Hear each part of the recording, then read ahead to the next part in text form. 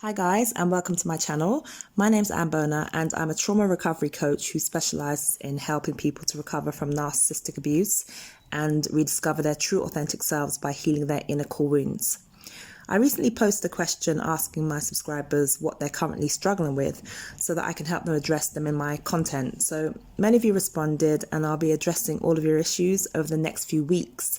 So please do subscribe, and if you haven't already, press the bell to get notifications so that you don't miss anything.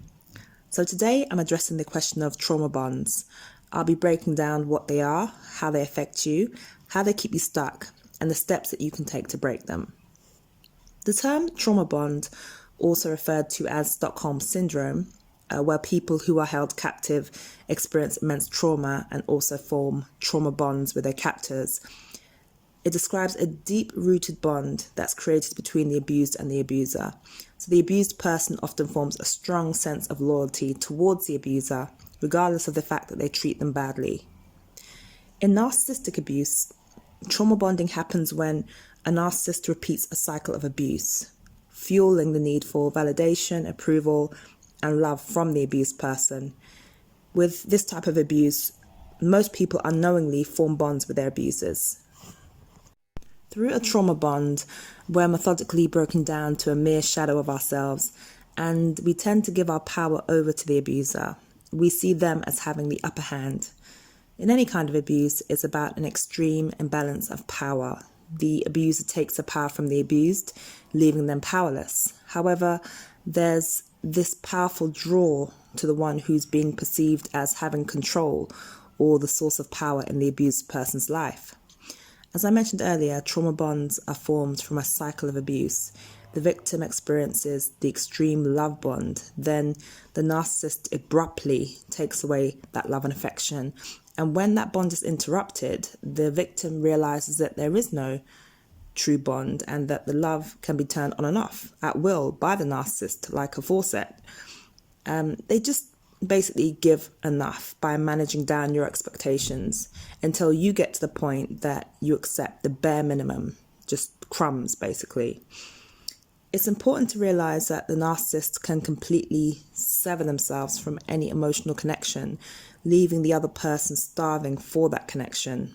And it's usually a stark and abrupt detachment. The victim then becomes deeply traumatized and is in so much denial that they seek out validation, a sign that they're valued, loved, cared about. Again, looking for crumbs of affection. When no sign of that validation comes, the trauma becomes deeper embedded, and this cycle continues, becoming a cycle of abuse. So what happens when a narcissist leaves you with a trauma bond? The trauma bond is experienced as a loss of personal power. There's also a drive and addictive need to gain favor, validation, and approval from the abuser, and ultimately to be with them again. Anyone who's experienced this type of abuse will understand that feeling or knowing intellectually that the person that they want or are addicted to is no good to them, but at the same time, there's still this strong need to want or be with them. So you might think, this person is not right for me, they treat me so badly, and this relationship is dangerous and toxic. Yet, you still feel this overpowering emotional bond to them, which you can't seem to control. So there's this big disconnect between your intellect and your emotional nature. In life, we're taught to follow and listen to our hearts, but in the case of trauma bonds, we need to listen to our intellect more in order to be able to see and get out of the situation. With the majority of people, by the time they realize they're stuck in a toxic relationship, they're completely out of touch with their authentic selves because it was almost martyred in order to sustain the relationship. In the toxic relationship, we learn to dismiss our own feelings of being invalidated, hurt, and dishonored and abused. In order to stay in the relationship, we compromise more and more of ourselves until we've completely compromised all of our core values, which then means we lose our own personal power. And we choose to ignore further signs of abuse and instead focus on the good parts or what we love about the abuser. This becomes our coping mechanism for whatever is happening in that relationship. So our intellect tells us this person is a narcissist, they're toxic, they have issues, and that their behavior was abusive, out of order, dishonoring, disrespectful, invalidating. But again, we stay and submit ourselves to more of the abuse. These kind of behaviors are usually learnt in early childhood. So if a child has experienced trauma through being neglected, abused, or molested, they learn to dissociate from that abuse in order to remain connected to their abuser, the parent. Because as a child, you rely on your parent, don't you? You can't live without them. So there's a selective process that happens. They forget about the abuse, they compartmentalize the abuse, and they detach from it and just focus on what they love about that parent. And the same thing happens with narcissistic abuse. So victims of abuse can choose to ignore some really serious behavior from the narcissist in order to make the abuser seem good, or talk themselves into thinking that they might change so that they can continue to love or be with them. So we learn to stay in denial rather than face truth. When we give up our own reality, we then step into the narcissist's reality, which, as you know, is toxic and crazy making.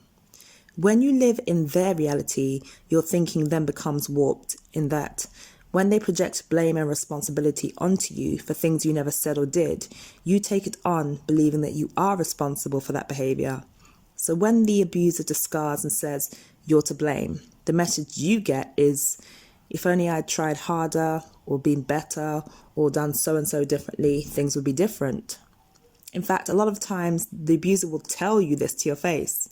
Hence why coming out of narcissistic abuse, questioning their own sanity is normal. That's what people feel when they experience narcissistic abuse or post-narcissistic abuse. They feel worthless and all at fault for the pain that they've gone through. The most difficult thing about breaking free of narcissistic abuse is breaking the trauma bond or addictive bond. You may have left the abuser for months or even years, yet you still experience the effects of the abuse. Why do you feel that way? Because cutting ties with the abuser doesn't mean that you cut ties with the trauma. That can and usually will linger long term, hence why dealing with the trauma bond is necessary in order to recover, heal, and let go. So if you think of the trauma bond as an addiction to the source of pain, you're going to do the work to break the addiction right at the source. So how do you break free from the trauma bond? To break free, we have to understand why and what is keeping us bonded to this person in the first place. It's important to be aware that there can be a chemical addiction to the drama of the abuse and the confusing behavior. When the narcissist comes into our lives like a whirlwind and full on, we can mistake their intensity for intimacy. Now, intensity can make you feel alive. There's the excitement, the sexual energy, and you feel this adrenaline running through your body. But it's important to recognize that intensity also comes with the emotional roller coaster too. In normal relationships, there isn't this continuous high level of intensity going on. Instead, there's more intimacy, and intimacy doesn't equal intensity. So true intimacy is being open, vulnerable with one's authentic self. It's about sharing your heart with open communication and without fear. So if you take a step back and look at what your needs were in that relationship, you'll understand things on a much deeper level. If you had a strong need for approval, validation, attention, or reassurance, this may stem from an old inner core wound from childhood, needing all those things from a parent who wasn't emotionally available. So in order to detach from a toxic relationship, we must first let go of that need of approval, validation, attention from that toxic individual. There must be that true acceptance that they are not emotionally capable of providing any healthy, nurturing interaction. A narcissist uses excessive admiration, attention, and approval to reinforce his ideas of himself as a good, wholesome person. And they'll do anything to gain this. So when we're bonding to this person. We don't want to believe that this person we love is capable of the behavior that they've already exhibited. The lies, the betrayal, the abandonment, the gaslighting, being discarded. When we've already experienced the truth, but we don't want to believe it. But what happens is when we do this, we can go into a state of denial, and a part of us will stay hidden from the truth. So we'll continue to stay attached to the toxic person and believe what we want to or need to believe. In order to break free, you need to break through that wall of denial. You must come to a place of accepting that the toxic individual in your life is in fact unhealthy for you and toxic. And by continuing to have them in your life will only cause you more damage. Most people who come to me can clearly express the torment that they've been through, yet there's still that question in their mind. But is this person really a narcissist? Are they really that bad overall? Despite everything they've gone through, it's like they need further evidence or more negative experiences with this person. But, you have to come to that place where you think, haven't I gone through enough already? Isn't this enough proof already? The lies, the abuse, the confusion, the deceit, the devaluing. And sometimes people think this way because the abused person has had so much reinforcement that they are the problem, that they've now even come to accept it as a truth. They may have had an invalidating childhood where it was reinforced that they were a bad person. So the relationship with a narcissist also reinforces this belief because those wounds aren't healed yet. Narcissists are masters of projection, so they may say something like, "Oh, you've not been loving lately," as a reason to cheat or an excuse to cheat. And the abused person might think, yeah, he or she's right. And they take on that responsibility, not realizing that they may have just distanced themselves naturally from that person or withdrawn because of the ongoing abuse. This is self-invalidation or even gaslighting, but to ourselves. Breaking free from the trauma bond is a process that involves being diligent in getting the help and support that you need. It's hard to do this work alone, as you need someone outside of yourself to guide you to what's there, but what you can't yet see or even unpack. You have to commit to doing the work and staying consistent in taking yourself back from the toxic hold and breaking the bond. One of the key things you need to do is to cut contact with that toxic person, as any further contact means further gaslighting, further invalidation, betrayal, and projection. You have to admit to yourself the truth of what occurred. The abusive instances, the lying, the cheating, the abandonment. Coming to terms with admitting the truth to yourself means that you're reinforcing this truth to yourself. You have to work to let go of any false beliefs that this person was capable of any nurturing, healthy love. Now, the next thing I'm going to discuss is something people tell me that they struggle with a lot, and that's letting go of any false belief that the abusive person is really a good person underneath it all. I've got a lot of comments where people say to me, but they're a great person besides all of that, or they're a great person underneath all of it. When someone shows you this other side of themselves, it's important for your own sake not to just justify it and paint them as an overall great person. Allowing those little crumbs that they've thrown to outweigh all the manipulation and abuse that you've suffered. It's inner narcissist behavior to have a mask of being a great man or great woman, but the truth is that they manipulate and they exploit people for their own gain. Good people don't lie, abuse, steal, manipulate, and treat other people like rubbish. So you must be able to confront the truth that just because they may be able to fool other people that they're an all great round person, you've seen the truth. And if you deny it, then you end up staying hooked into their illusion, like everyone else who can't see the truth of the situation. So it's not your job to tell others that they're not a good person or convince them. Don't waste your energy there. The only person you really need to convince is yourself. You have to know and hold on to that truth. To help you do this, you can write a list of everything that you can remember about the relationship, anything they said that went wrong, or any situations of abuse or incidences that will remind you of what you were dealing with. And you should read it every day. And this helps people who have this fear of relapsing. Read that every day, and it will just be a reminder to you, like, do I really want to go back there? You have to stop blaming yourself for the abuse you experienced. It's the nature of the toxic person to do toxic things. So blaming yourself won't hurt at all. It will instead take you further into that narcissistic reality. They did enough to you.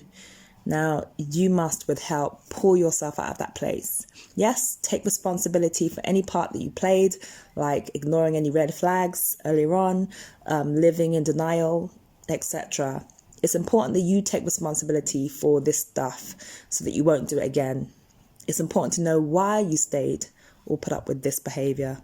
This is how you start reclaiming your power, by not just looking at them, but also what you did and what part you played. So again, you can write those things down.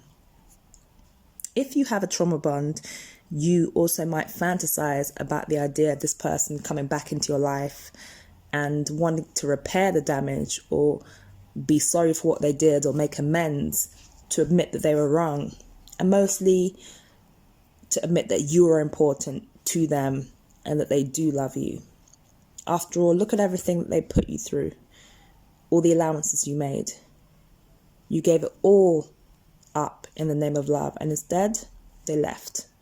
And you end up being left thinking, why did I give so much? A narcissist will stick around until you're completely depleted, and they'll leave without a care in the world. And they'll leave you, and maybe if you have children as well, with nothing but broken pieces of your former self to pick up and put back together again. They don't care if you have anything or nothing, as they'll now have a new supply, and they will have taken everything from you. And I think this is the actual trauma. You've actually been taken, and now you have to take yourself back. And you take your time doing this. Healing and recovery doesn't happen overnight. There's a lot of undoing to do. You may also be asking yourself, why do I still love them after all they've done? And this is the dilemma of the trauma bond. It's not actually love, it's trauma. You've been traumatized, and deeply traumatized. And what was happening is you were holding and clinging on to that person for your own sanity. And if you're asking that question to this day and you've left that relationship, you still are. You want closure. You still want them to come back and be sorry and make things right again. You still want them to come back and tell you that they love you. You still want to believe that you meant something to them and believe in the love that you thought that you had. Typically, if someone's a horrible person, we don't want to be around them. And we generally lose respect for those kind of people and admiration. But with a trauma bond, we don't. It doesn't matter. Their character doesn't matter. We are hooked. When someone turns out to be a liar with trauma bonding, it doesn't matter how much love and respect is lost or destroyed. There's still this pull to that person. There's still that need to be validated, loved, and approved of. To recover, you have to know why you can't value or respect that person, and why you not want to be with somebody like that or want someone like that in your life. You have to remind yourself that the respect and trust is non-existent. It's just not there, and it will likely never be. You can't trust that person to say they are who they are or who they present themselves to be. Narcissists believe their own lies, and they live in a warped sense of reality. And what's happened is you've been pulled into that reality, and you have to be able to disconnect from their reality and find yours again. Now, your reality might not be very pretty. You realize that you've been left, discarded, depleted, and you're left picking up the pieces of your broken life and self, and you might feel like an emotional wreck. You may realize that they've moved on to build a new life from the energy they stole from you, and you might struggle as it seems like there's no consequence for them for what they've done, but know that there's always a consequence. And for the narcissist, that consequence is being who they are and continually living in the torture of their inner world. You need to recognize the trauma yourself and come to terms with it and recognize it for exactly what it is, abuse. Then proceed to get some help and support. You must also confront the empathic nature, which makes allowances for your abuser, and instead choose to make the same allowances for you. You have to give yourself that same compassion and empathy and recognize any weakness of compassion you have for them and withdraw it. Instead, redirect it back to yourself. If or when they show up at a moment of, say, weakness, and you let them into your life again, you have to ask yourself the question, why?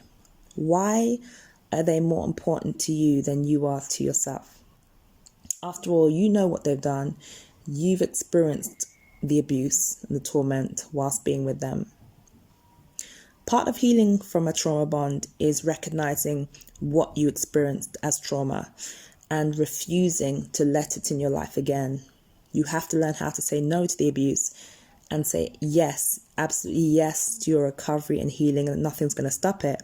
You have to unhook yourself from their trap and recognize it for what it is, a ploy to keep you hooked into their narcissistic and warped reality. As long as you're hooked into this reality, it's hard to break any trauma bond. Trauma bonds can be broken, but it takes time, consistent and diligent effort. You must accept the reality of the situation. You must face the false beliefs that keep you hooked in. You must recognize insanity you're struggling with for what it is. You must accept that the reality that you've been sucked into is deeply warped and crazy making. You must try to avoid gaslighting yourself. And if you do, be able to recognize it and shake yourself out of it. You must make it your mission to get back to true reality, your true authentic self, and find the strength to live and love again. It takes time, but you can recover if that's your intention. You've suffered a great trauma and healing takes as long as it takes. Let no one rush you, not even yourself. The only recourse you have is your own healing and recovery. This is where your energy must be focused. Your energy shouldn't be focused on the narcissist. It has to be focused on you. You must make it your mission to recover from this trauma and not only just survive, but actually thrive and live the life you were supposed to live. Lastly, you must be believing that this experience will only make you stronger, better, more aware, more capable, and recognize real love when you see it and experience it. Breaking trauma bonds often goes beyond the narcissistic abuse, and like I mentioned, you may have a lot of undoing to do, going all the way back to your childhood. Realize though that this is such rewarding work you are doing to become the best version of yourself. That's the opportunity that stands before you. So I hope this has helped you understand more about trauma bonds, and if you have any questions or comments, please drop them below. Also, again, please subscribe for more content like this.